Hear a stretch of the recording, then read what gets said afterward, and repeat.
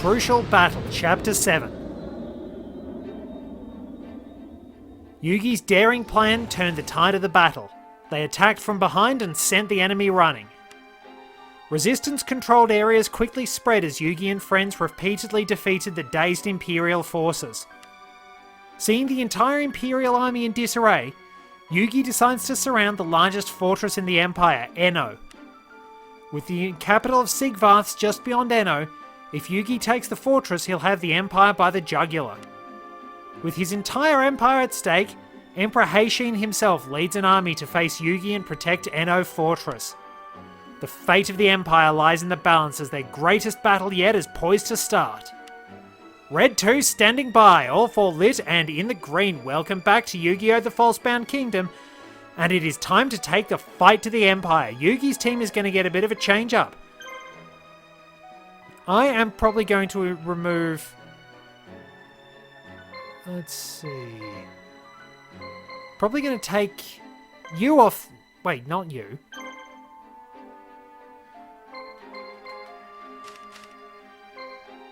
Well, the Illusory Gentleman actually starts at level 30. That's right.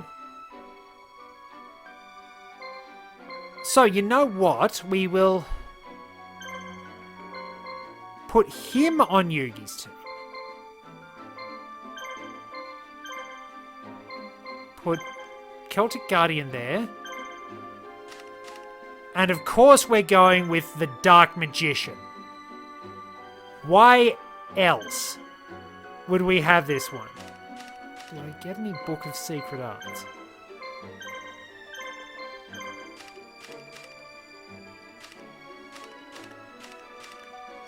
So...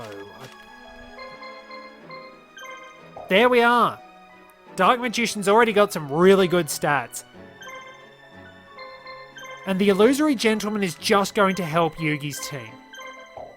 We don't have much in the way of healing, so I'd probably better...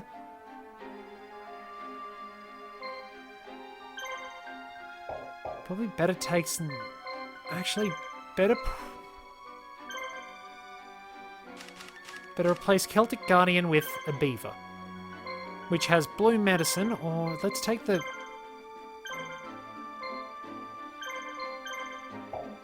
Let's put... Celtic Guardian back on Yugi's team, and let's put that red medicine on Celtic Guardian.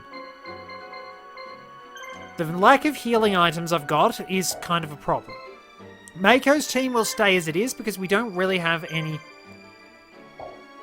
wait. What items does... Kanekabuto has no items. Oh, rightio. So...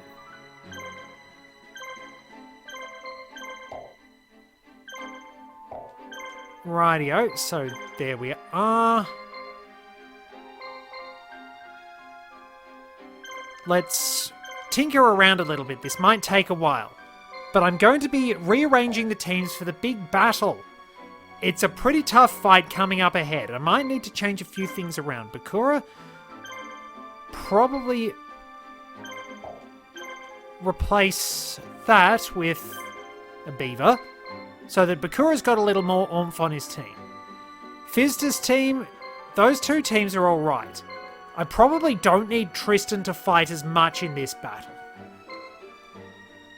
Let me actually look at what items we have for all the monsters that were around in the early game. So we've got Beast of Gilfer, which is Knight Adept. Summon Skull, which is also Knight Adept. Neck Hunter, which is also Knight Adept. This one's probably going on Shimon's team. We also got Octoburster, which I completely forgot about, which is totally understandable. Hane Honey, which we'll use later. Karibo, which can actually get some good items.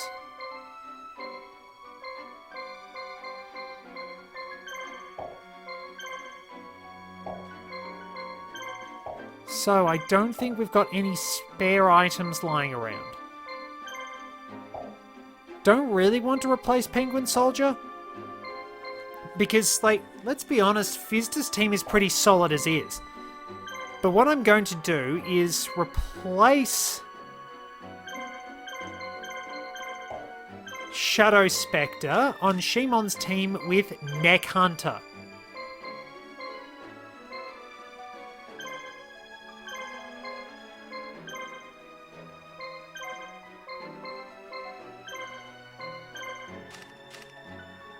Get that black pendant on it. I'll probably need to have Yugi do a few fights along the way. So there we are, Neck Hunter's pretty well equipped. And our team should be pretty set. So, Yugi will have a fair bit of force behind him because as we can see, the Illusory Gentleman is great for action points already, and those buffed stats right off the bat will allow us to do a lot of damage. Mako's team will need a bit of a power up, Bakura's team is getting a little bit stronger, but will get better as time goes on. So, once more we'll save, and after I've done that, we shall move on to Crucial Battle. This is our most important battle yet, isn't it? Yes, if we win here, total victory is a given. But we must be careful. He may be old, but Heishin is still feared as a very powerful marshal. Not so tough that we can't take him if we work together. Right, we must win here so that we can finish this once and for all. Right. Okay, everyone, let's do this. Alright, first command. Build an anti-ground cannon just in case. And then we have the barricade because we do have an enemy coming at us. What have we got at the traders? Ah, red medicine. Buy a few of these. I've been needing some of these. Not going to worry about Legendary Sword because Silver Bow and Arrow outclasses it. There we go. So that's set. And I'll move Tristan down here to Nuatua. Now let's see, our other locations. There is Eno Fortress. Nuagula, Tetran, Fosten, Cardis, and Dyavan down there in the corner, which is going to be an important location for us. We also have to make sure we watch which cannons the enemy has. Whoops, hang on, I've got Shimon there. I need to retreat because I want Mako to take on this team. I mean, in all fairness, Shimon probably does need the experience into Neck Hunter. Note that you can fail to escape sometimes. So I'll push the enemy back, but I will give Mako some experience. We'll have to plan out how we approach this particular battle.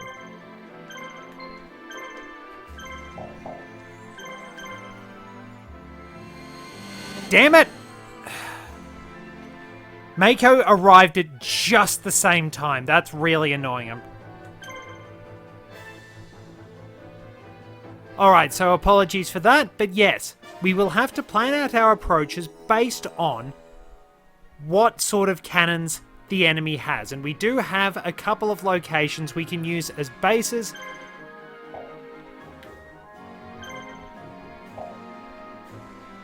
You would not believe it, the cannons haven't gone off. Just a little bit more, I'm being lazy.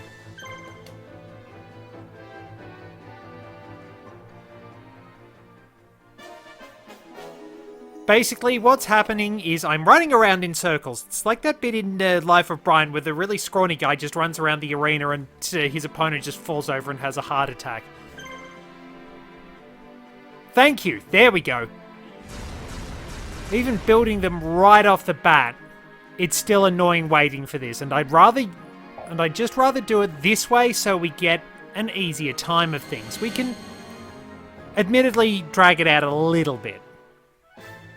But we have to move carefully and cautiously and select which teams we pick and also try to make sure our enemies don't heal. Okay, who's the healer? No healers, that's good, but we probably want to knock out that Millennium Golem. Now, when we come back to this later on, we will have a Whoa! That... Mako, what? are your monsters on? Where? How did it do? I know I gave it like 2 beast fangs, but jeez Louise. I've got the barricade up as well, but I did not expect that. No special effects, but jeez Louise. That was really surprising. That was really, really surprising. And then Zanki goes down. Good lord. It's a good thing I waited for this. That's caught me by surprise. Okay, very, very good results indeed, I'd say. And Kairyou Shin, because it doesn't have any power-ups, is the only one that doesn't actually get to take anything down. And if I'm right... if I'm wrong... Alright, let's just gang up on it. It's not doing anything. It's standing there in shock like me.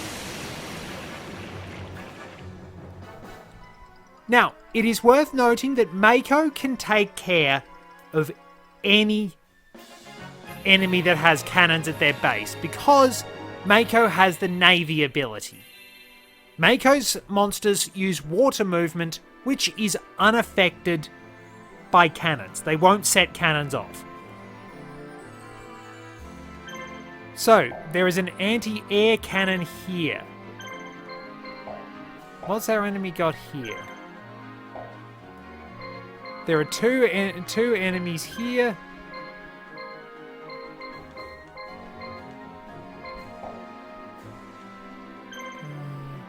Rightio, so... They're all fiends, so I'll move...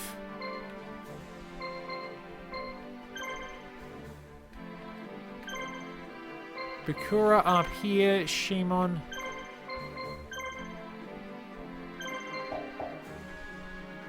Shimon can take the base head on and Tristan will liberate a new location. We'll of course try and find out some items as well. Of course, there's a spellcaster monster on this team, so I'll just rip it apart with Black Pendant. But Ansatsu is one of the faster monsters in the game. That is a given.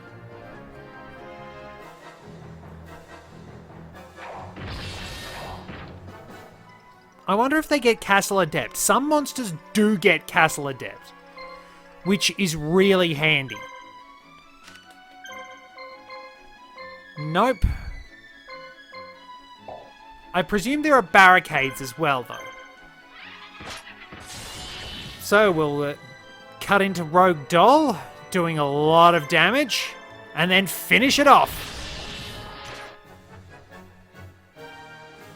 Always nice. And Satsu's strength is offset by poor HP. It won't take too many blows, but it will attack hard and it will attack often. Well, there we are. Axe Raider is out of commission. Ooh, that's looking a bit nasty. Oh well, might have to heal next time. But yeah, that's probably really the only way you can use a scythe as a weapon. I've mentioned its impracticality a few times. They're really, really not that good. I mean, swords like Zombie Warriors are probably a lot better. There we are, and Satsu is out of the game. Let's do this. Blackland Fire Dragon will get another attack. Now, it's worth noting that in the actual card game, the Violet Crystal powers up zombie monsters. Obviously, quite a few things have changed. I mean, I didn't really need to do this, I just wanted to kill them faster. Well, we could just get a critical, that works. So there we are, Neck Hunter will at least get a couple of levels along the way. Not bad at all. But I'll let Bakura take things from here once we get hold of these. Alright, Nuatur is liberated. You stop. Bakura is going off adventuring. And we'll have control of this castle. So.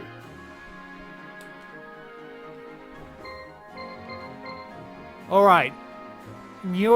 Are all my... Problem is, I think all my monsters' movement is actually ground-based. I need some flyers. Alright, so that weird-looking monster there, that is Dragon Seeker. It eventually gets power-ups against dragon-type monsters. Well, its attack automatically does greater damage to dragons. As you can see, it's also very strong.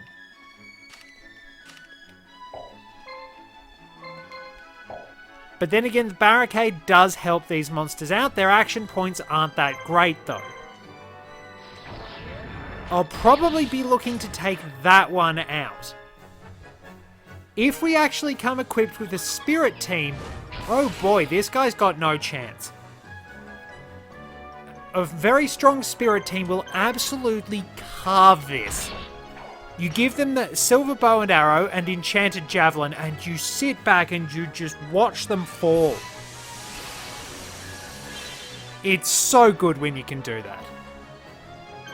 And then we've just sort of got stuffed animal tagging along. The beaver's well trained, and Satsu's a good fighter, and stuffed animal is just there. Alright, so probably need to keep switching our targets. It really isn't advantageous to guard, trust me. Because, oh, you bastard, I didn't realise. Still, it's run out of AP.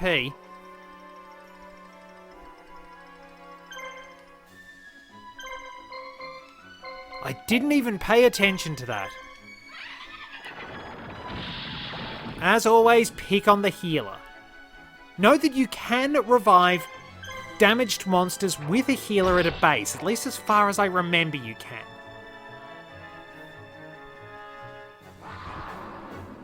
They're just sort of ignoring stuffed animal. It's floating around doing absolutely nothing. It just sort of exists.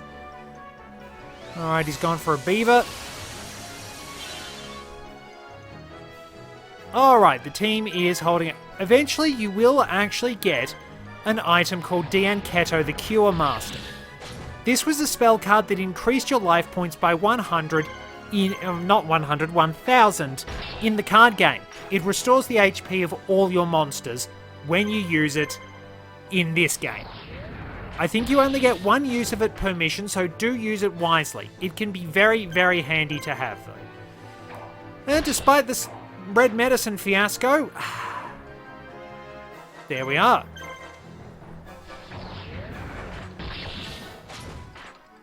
We've actually got a significant advantage. This is why action points are easily the best stat. Hands down. Good AP makes monsters so much better.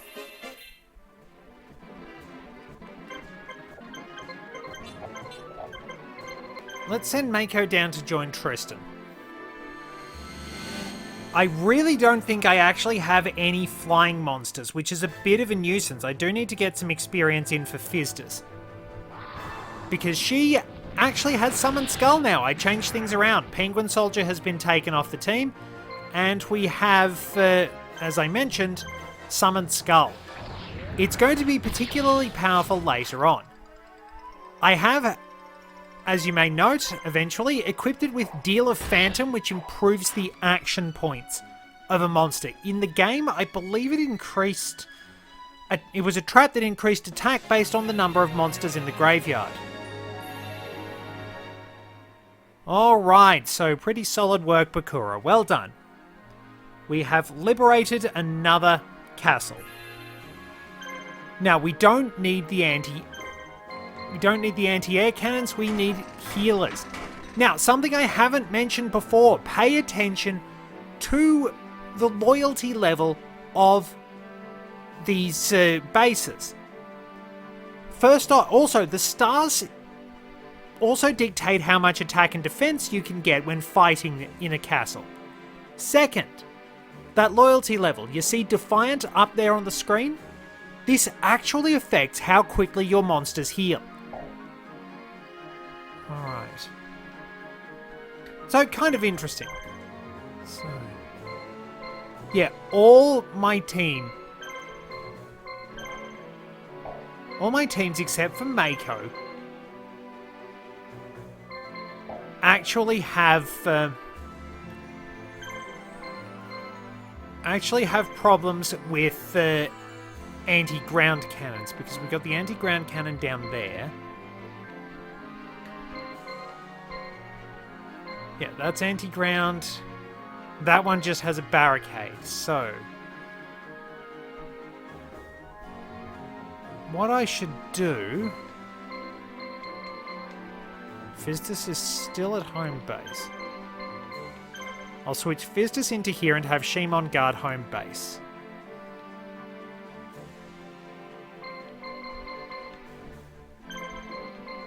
Just for now. And there's a bit of planning to do, so what I'll do is I'll have Tristan head out over here to Dyavan, and I'll put a bit of information in as I plan out my next move. Or maybe not. Sorry I'm late. Everything's gonna be okay now that I'm here. Joey, what took you so long? What's with the grandstanding, Joey? You're late. Oh, shut up. I didn't exactly have an easy time getting here. Yugi, Maya's headed this way too. She should be here any minute. Great, we've definitely got the upper hand now. So, I have some more monsters to introduce. Guilty of the Dark Knight's international debut and only appearance was in Metal Raiders. In Japan, it debuted in Volume 6 before reappearing in their set titled Metal Raiders, one of the sets comprising our international version. Despite it being a light monster, the D in this card's name stands for Dark. Exactly why they couldn't write that out is a little beyond me, but oh well, that's their decision. It's the same problem with Red Eye's Black Dragon being Red Eye's B Dragon. Anyway, very little is remarkable about Guilt here in all fairness. It does share the distinction of being a normal monster in the manga and anime with Flame Swordsman, also on Joey's team, but otherwise, Guilty is not exactly the most memorable monster, or the best. It only has 50 attack points more than Flame Swordsman. It's kinda sad, really. Neat design, but really nothing special. Excuse me. You are the Resistance, aren't you? Yes. Yes, I am. I am with the Resistance. I'm looking for my older sister. Do you know her? No, I guess you wouldn't, would you? Her name is Kechua. I don't know why I thought you would know. Silly, Laura, silly. I'm sorry I bothered you. Now, this is a preview for a monster we will have access to later on. So I will introduce the Gemini Elves as I go. But let's take a look at the trader down here. Monster Reborn, Magic Jammer, and Black Shield. I don't really need those. Magic Jammer is basically confusing all enemies. It can be handy magic. I'd probably better I'll pick up a few of them.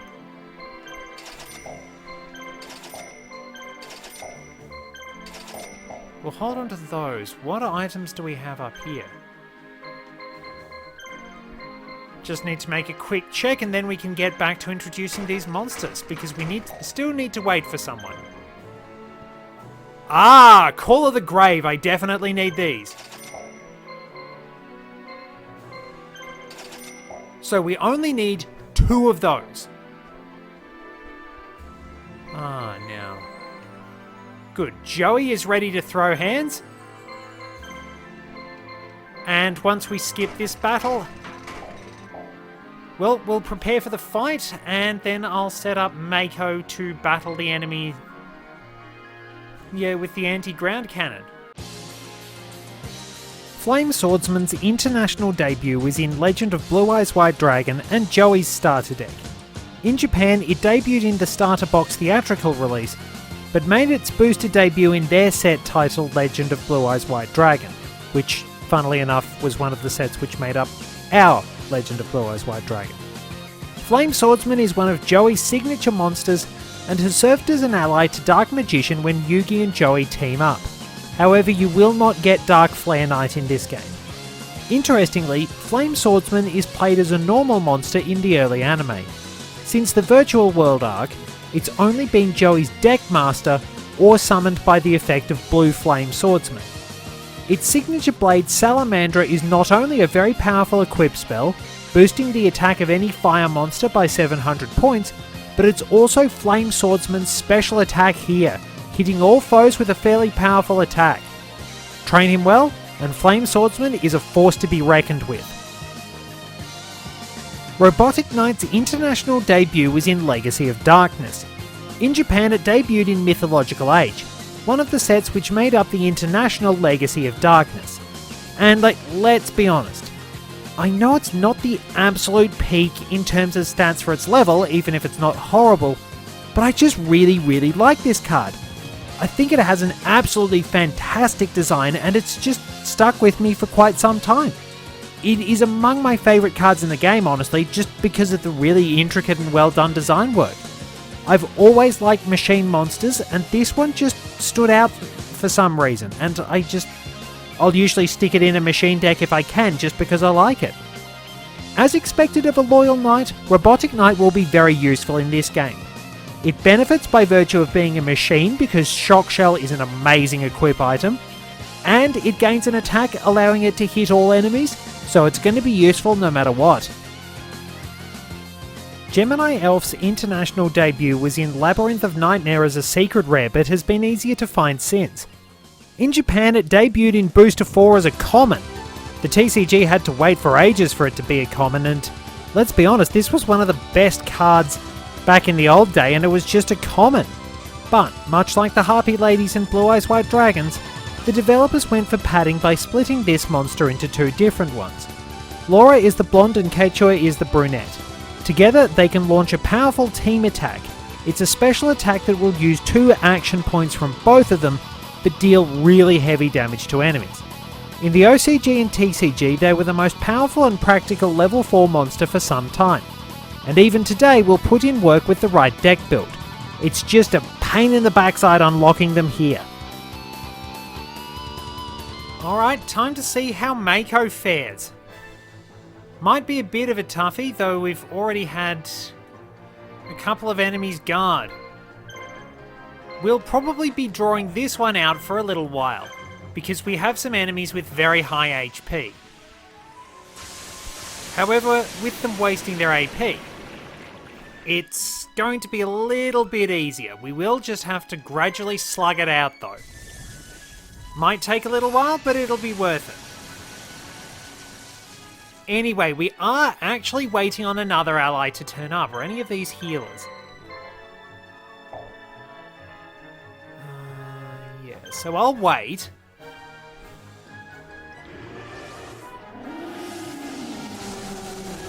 You've really got to be careful because otherwise a lot of your hard work gets undone. And with some of these enemies getting pretty solid HP, Beaver Warriors just missed. Alright, Kairyu Shin's out of attacks. Mako's team really needs to improve its AP. I think Mako's monsters mostly focus on high HP. So they'll shrug off a few attacks and get some decent effects along the way, but they're not super powerful, all things considered. I mean, some of them will get good attack and we'll hopefully get some better Aqua monsters. I mean, I could see what level Octoburster came in at, because I think it's an Aqua movement monster. It might have more AP as well, so depending on what we have, the best move right now is this one, I think. We're not in a great position per se, but yeah, I might actually... oh, damn it. I might actually have to see what Octoburster offers in the way of stats, because I don't think it'd come in at level 30. Surely not. Unless I've forgotten something, and Silverfang has just guarded. So we'll just have to see how it goes. Got a bit of planning to do for after this mission, because there's kind of a tricky one coming up. You're not going to be able to do anything unless you're not going to be able to do what you'd usually... Well, what's the best way to phrase it? Oh, well, the beaver's dead. Revenge. Revenge for all the pain Donkey Kong 64 put me through. But yeah. Basically, what I need to do is to plan out the best way to approach the next mission. We can basically just skip this too and put in another intro if I haven't done them all.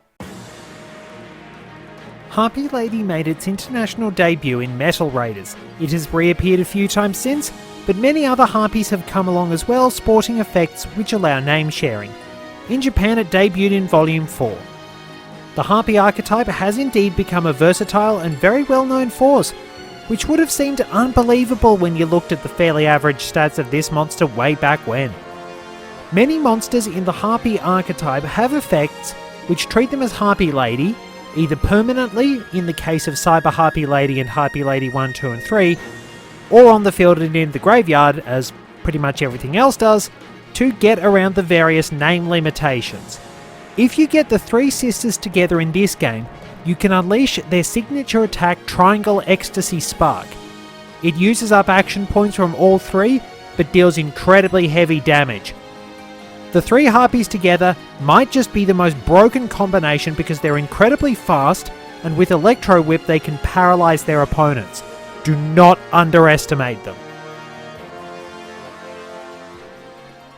And there we go, another base secured. I'm trying to move Fizdus out to take care of the base up above. Oh hey, Kairyushin got another AP, that's good. Because unfortunately, we ran into some healing shenanigans.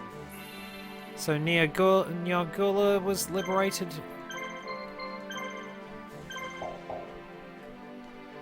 Fizdus,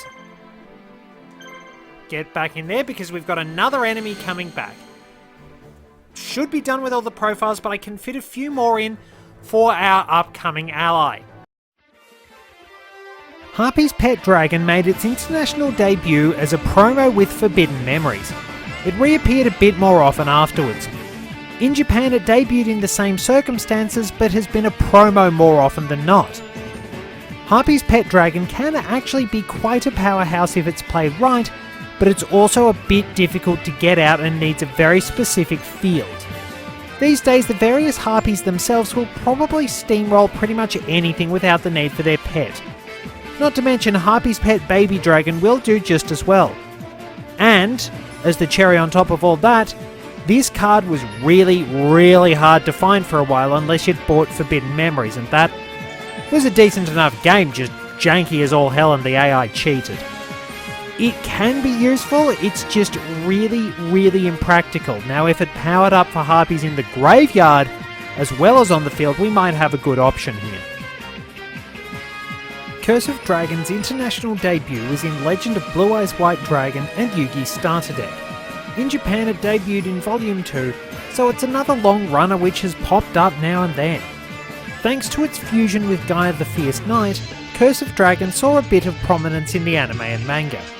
It's not exactly horrible compared to some of the rubbish which was out at the time, but there are still far better monsters out there in all fairness.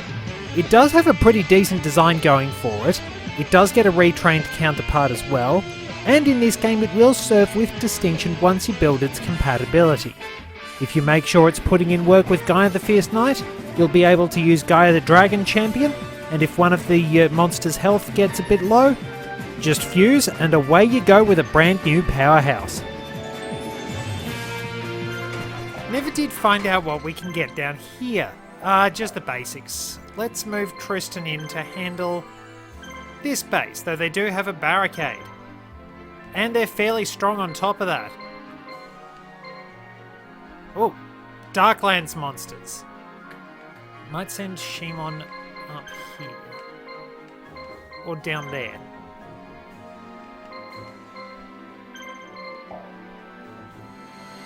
Well, at the very least, we'll be able to have Giant Soldier of Stone take care of some of these. But these monsters generally tend to have good HP. zombie monsters don't have any defense. Or at least the typical ones like Armored Zombie and Dragon Zombie don't. Neither did Clown Zombie for that matter.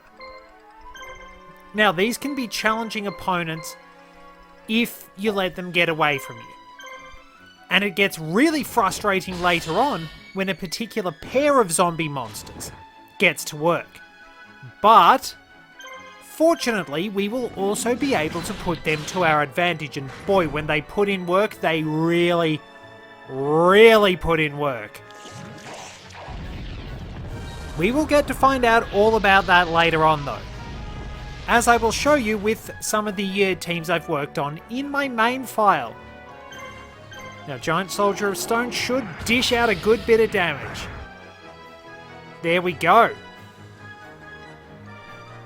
Zanki is usually going to be the fast one, but it doesn't have huge amounts of AP at the moment. It will get those, don't you worry about that. Zanki can be a very good monster.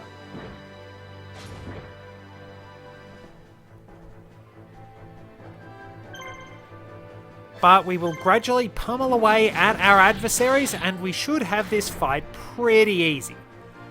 I'm saving the last opponent for our upcoming ally. Or maybe I'll send out Bakura to do that and have our upcoming ally guard a few attacks in the base. Might be a bit easier that way.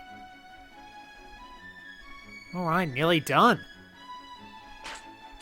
Team's going pretty well. This one has actually held up as a pretty solid force. It usually is better to just concentrate your fire on one enemy. Take down the healer first, then take care of the others. Now... Gazelle can probably do the most damage to Zanki, not that it really matters. Just have Giant Soldier of Stone finish off Pumpkin for a little extra experience. Pumpkin's a bit of a weird one. We'll find out all about that eventually. It's actually one of the last monsters you get in the entire game. Hoo-wee, good job Tristan's team. One more attack and they're going down. And another level up, that's good, that's good. 2 more level ups.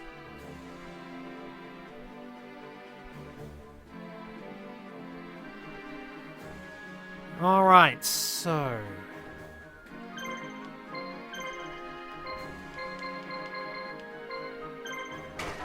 check the trader there once Tristan wins this fight. And then we do have to wait for our next ally to turn up.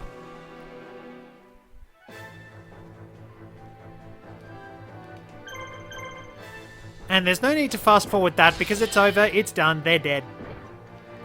Battle finished. Probably should put Bakura in to guard our main fortress because Bakura could use a bit of experience too. Mako's team has gone alright, all things considered.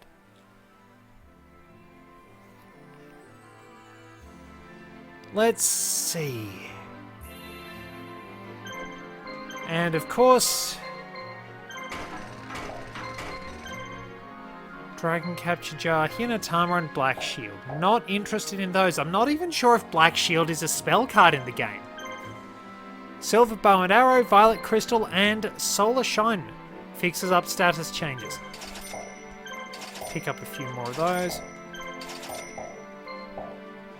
Now, what have we got as our last enemies? I'll put Bakura in charge of the base.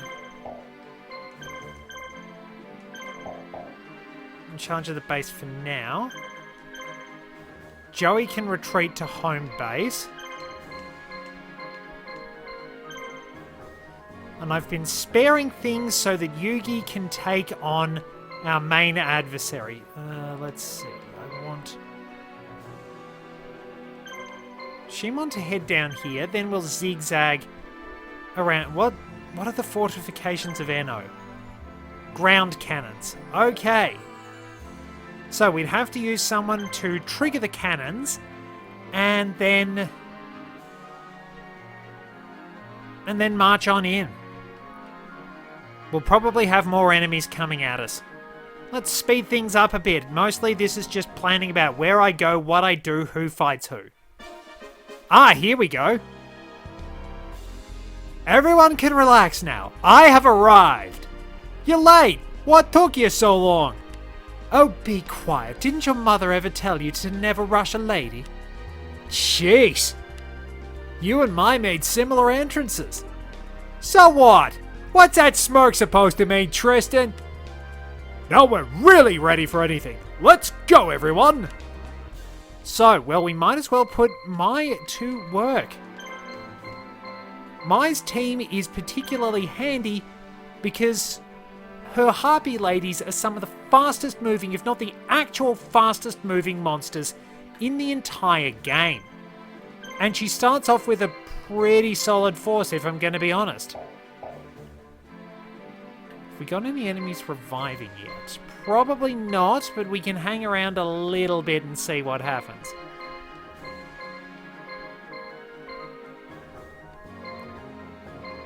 Why do the regular marshals get cooler outfits than the officers? The officers just look like generic, vaguely Egyptian-ish dudes, but the marshals get like samurai armor.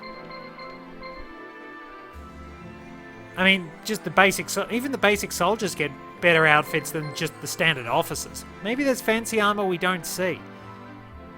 I'll tell you what. Let's send Mai over this way. I can probably waste a bit of time having Bakura get shot at because it's Bakura. Right. Now, it's worth noting that Summon Skull can actually gain the ability to become a flying monster. Bakura should move about here. We'll draw aggro, get the cannons set, and once the time is right, I'll have Yugi move in. Because that is a perfectly legit strategy. I mean, geez Louise, look at how quickly Mai's monsters have moved. Getting close.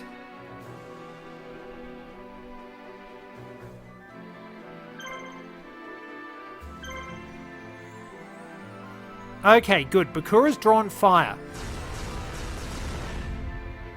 If I haven't done all my profiles yet, I'll put some of those in.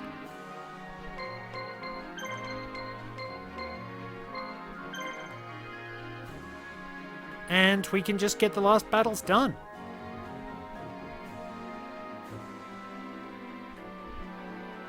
Actually, might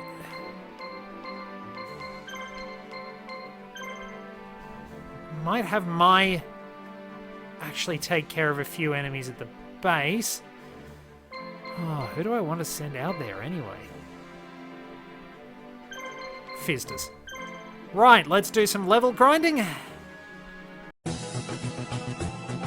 Performance of Sword made its international debut and only appearance in Spell Ruler. In Japan it appeared in their set titled Pharaoh's Servant, then returned in Duelist Legacy Volume 1.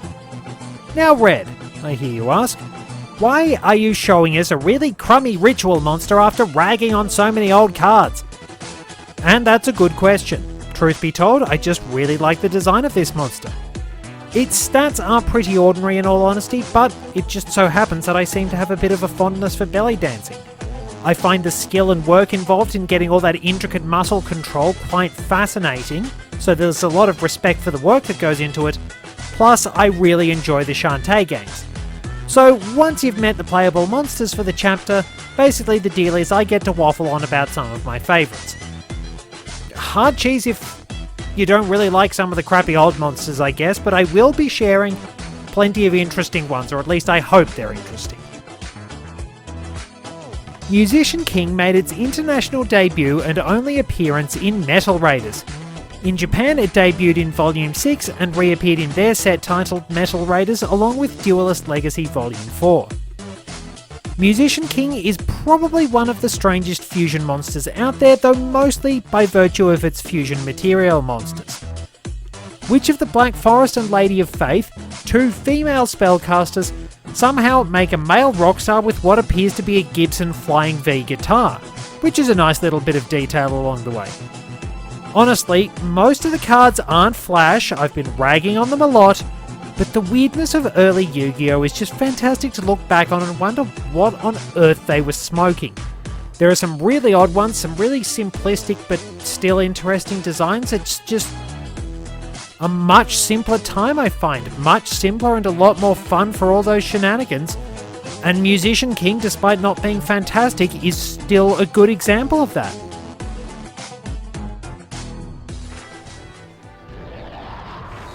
Alright, so we'd probably better get ourselves familiar with insect teams like this because they will wind up showing a fair bit in later stories. I admit that my plans have pretty much gone all over the place and I really have no idea what I'm supposed to be doing. Now wait, does it have... Yes, it does. So, basic insects being equipped with laser cannon armor can use its insect fire cannon special attack. It's not a big threat at the moment, it's more that it's just annoying. However, special attacks require 2 AP to use, so if it attacks me normally, it won't get to use that special attack. Pay attention to your enemy's techniques and plan accordingly. Also pay attention if they have magic, because that can really put the kibosh on your plans. Depending on what sort of magic it is. Some of them will be able to do a lot of damage to your team using their magic, but if you're very careful about your observations, you should be fine. It is also worth noting, for some reason, that the game has a really weird tendency to mess with the turn order on occasions. I don't know why. I don't know why there are those strange fluctuations, it just happens. It's a little bizarre in all fairness. But it can wind up playing to your advantage, or it can wind up screwing you over, especially if you try to hold off in order to not kill that one enemy that has healing, in order to not put the enemy in healing range, then all of a sudden you get another attack and all your time is wasted because you have to put your enemy in the healing range anyway, or just wait. Alright, so Hunter Spider guarded. If we finish off basic insects, we're fine. Not much of a threat, and I can finally battle the boss after this. I've gone all over the place. It's been a bit of a shambles, but I should get good experience. I'm going to bring Tristan up and use him to wind up healing, to wind up baiting the cannons again, just in case, so that we can get some more experience on our team members. And there we go. This one is settled pretty easily, all things considered. I didn't mean for Fizdus to wind up running into that Megazala team, but it happened. There you go. More experience for Summon Skull is good.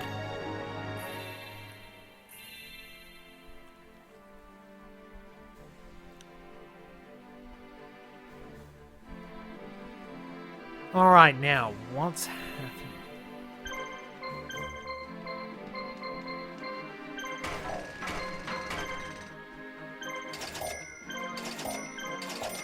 We want quite a few of these.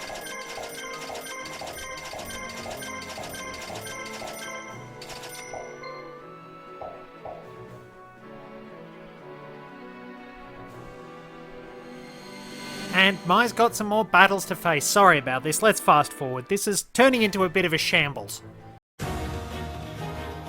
Hyper Psychic Blaster made its debut in Crimson Crisis, also appearing in Legendary Collection 5D's Mega Pack for international audiences and Duelist Edition Volume 3 in Japan.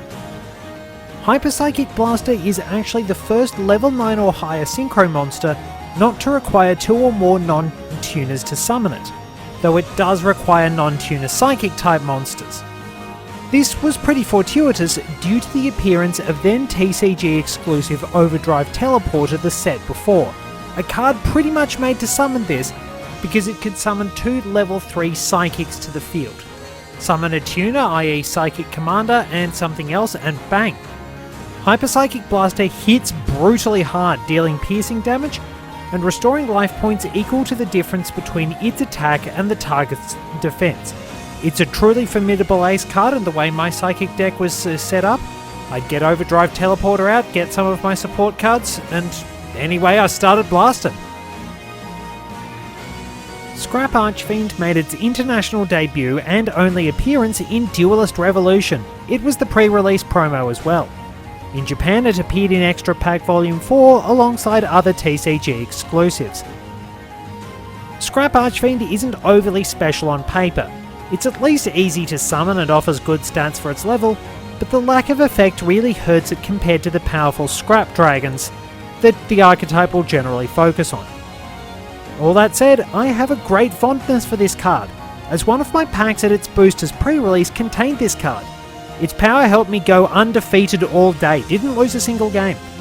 I'll always hold some sentimental respect for my trusty companion. It did a good job by me, and I'm always going to be happy to have it stick around. At last, here we go. We're finally battling Heishin, this weird sort of... I always thought he looked like a panther or something. Ugh, how dare you defy me, you good-for-nothing rebels! Today I am judge, jury, and executioner! So Heishin appears as a character in Forbidden Memories. He was a major antagonist there who wound up getting screwed over by... Well, the machinations of various other characters in the game. Oh, very nice. Well, once we stop getting bombarded by Kirby games from the Nintendo 64, we might be able to do something about Heishin's team. Let's see if he's got any healers. Putting the Illusory Gentleman on my team was a good idea. Alright, Axe Raider is his healer.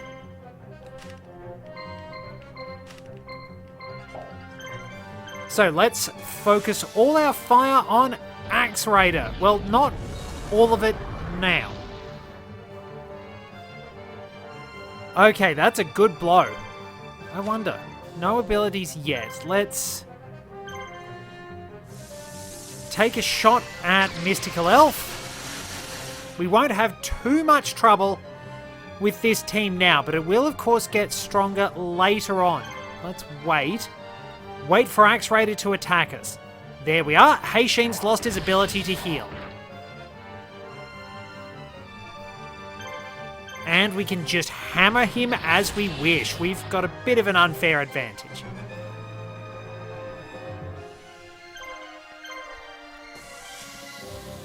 This was a pretty smart decision in all fairness. I'll have to prepare a few new teams for the upcoming mission because it can be a bit difficult, but we can still get the experience we want out of it. And there we are, Axe Raider is out of the picture, so if we don't defeat him this time, which is pretty unlikely given the Illusory Gentleman is just stupidly over-leveled, big advantage. Very big advantage indeed.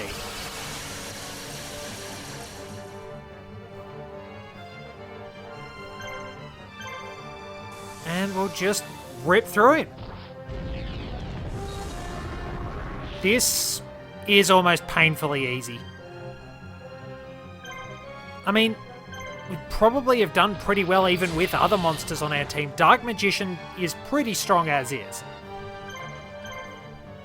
And Natural Affinity with Yugi really helps out. Shimon didn't get to battle, but that's okay. Trying to juggle everyone in this fight is a little difficult. But we've done it. Almost. I want the Dark Magician to get the final blow. Because it wouldn't be Yugi otherwise. There we go. After a lot of stuffing around, I apologize for that, the battle is finally won. Not as much of a level boost as I thought for Dark Magician, but that's okay. There we are. No! Retreat! Retreat! Heishin's getting away! Don't let him escape!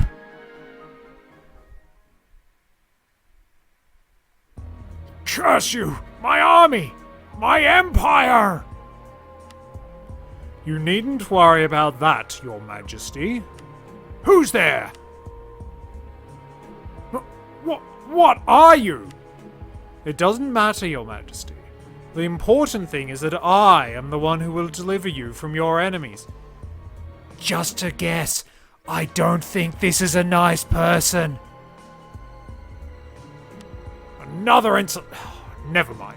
So you say you can save my empire, do you? Yes, I can. I will defeat the resistance army that is chasing you. Good.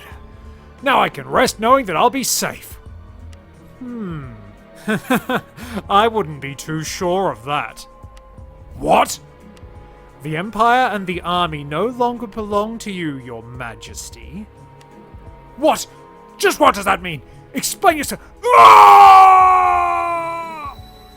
My body! My body! You are nothing more than my programmed puppet. You've served me well, but you've outlived your usefulness. Good work, Your Majesty. I always erase my unwanted programs so that they don't come back and cause me trouble later. Bye-bye now.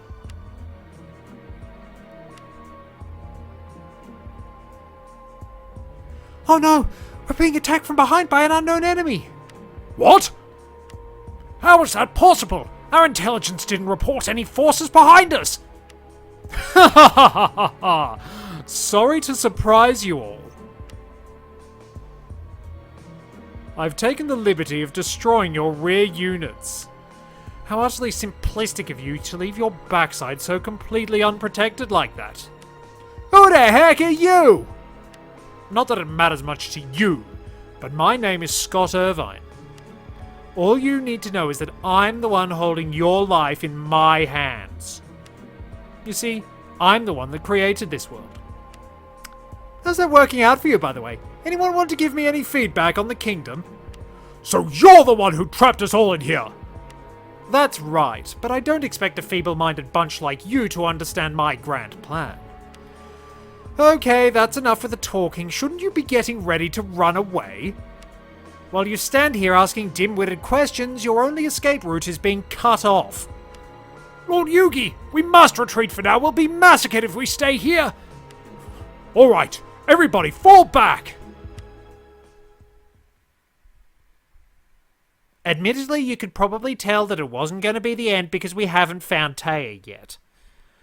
But the story has taken quite a twist as a mysterious individual assumes control of the Empire and pretty much the entire game. Where are things going to go from here? We will find out in the next one. Thank you very much for joining me.